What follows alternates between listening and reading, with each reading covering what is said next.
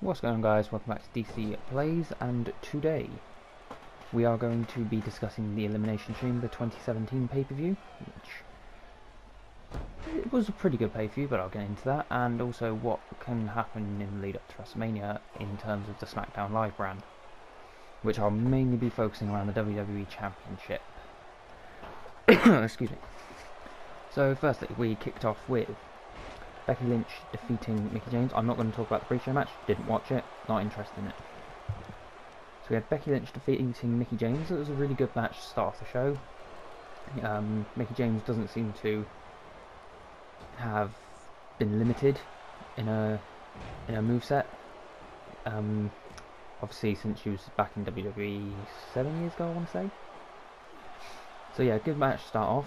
Then we had Kalisto and Apollo Crews defeating Dolph Ziggler in a 2-on-1 handicap match. This one was kind of disappointing, probably the worst match on the card.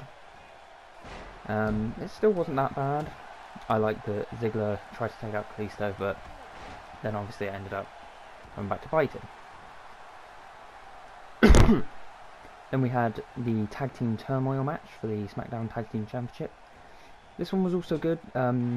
We had Slater and Rhino starting off against Breezango. Slater and Rhino defeating Breezango after, I think it was Fandango taking a gore from Rhino. Then the Vaudevillain comes out. Slater pins Aiden English. The Usos come out. And I think it was Jimmy that pinned Slater after a super kick by Jay, or it was either Jay pins Jimmy, pinned and Jimmy hit the super kick. Then we had American Alpha come out, which Chad Gable pinned Jay with a roll up. And then the Usos just beat down on American Alpha, and really that should have been the Ascension's chance to win. They should have won after that, because then you have a story about saying, you know, the American Alpha, they were taken out. It's very similar to the tag team tournament for the belts in the first place. But nevertheless, it is what it is. American Alpha retaining. I'm quite happy with that. I would like to have seen the Ascension win, because I think they can be a very, very dominant force. Next up was Nikki Bella versus Natalya, ending in a double countout. This one was a really good match. It's close to 15 minutes. They had a really good match. Very physical, really continued the story.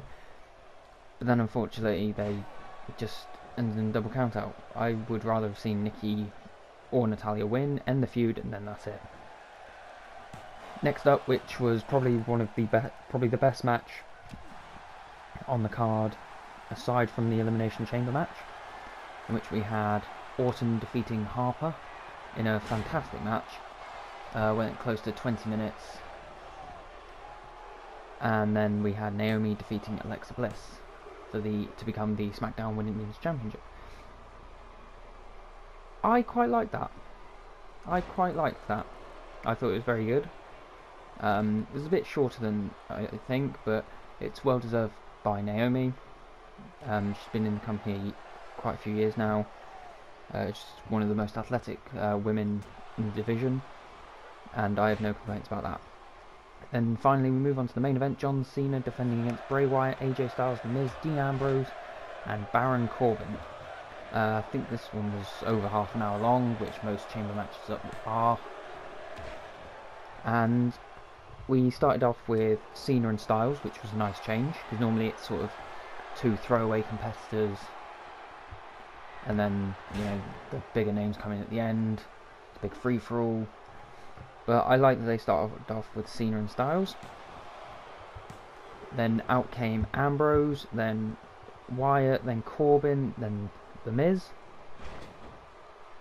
Baron Corbin first eliminated. I didn't like that.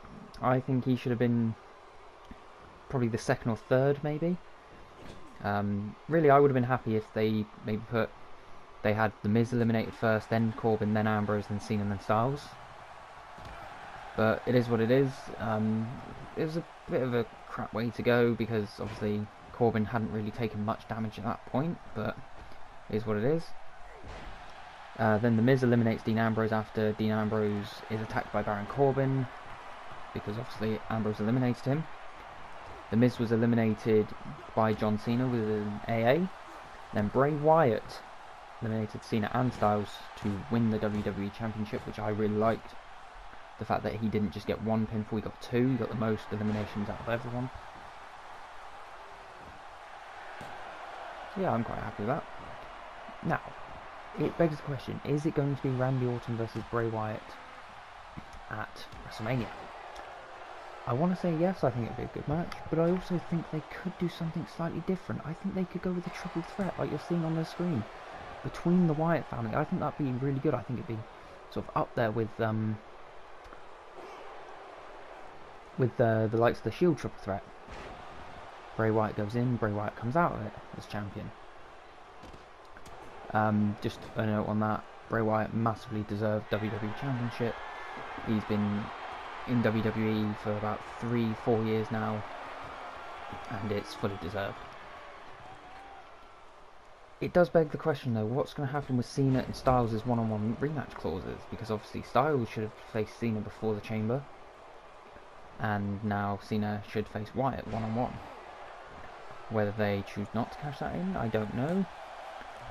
To be honest, I'm quite happy with a Wyatt versus Orton at WrestleMania, but I think it has to be the main event, because they've hyped up Randy Orton main eventing WrestleMania so much that they kind of have to make it the main event now. I don't see any real reason why they can't. Saying that though, it would be interesting to see what happens on SmackDown Live on Tuesday, because obviously you got Randy Orton winning the Royal Rumble, Wyatt winning the championship. They're still, they're still on the same page. Interesting to see what happens. But yes, I'm really looking forward to see where the outcome goes. I would love to see Wyatt in the main event of WrestleMania. I think he's a great competitor, especially for such a big guy. Same as Luke Harper, really. You know, for a big guy, he does move around the ring very quickly. He has a great moveset, and I think him and Orton can put on a fantastic match together. And if it's a triple threat, then that could make it all the better, because then you're not putting all the focus on just two guys, it's split across three. Another way I see it, they could do a fatal 5-way, or a fatal 4-way even, between Wyatt, Orton, Styles and Cena.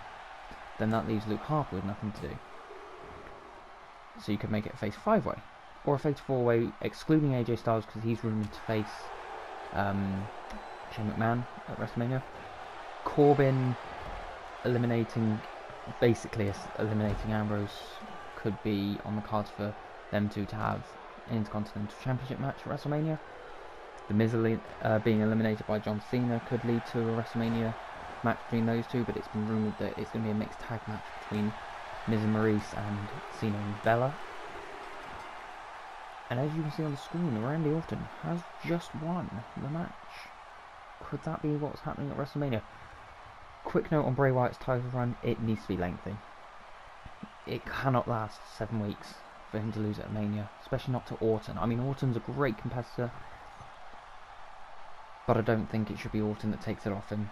I think it should be an up-and-coming star. I think Wyatt should hold the belt until at least SummerSlam, when maybe he loses it back to AJ Styles, maybe Cena wins his 17th championship to break the record for Ric Flair.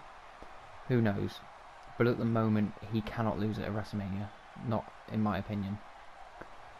Thank you for watching, and I will see you next time.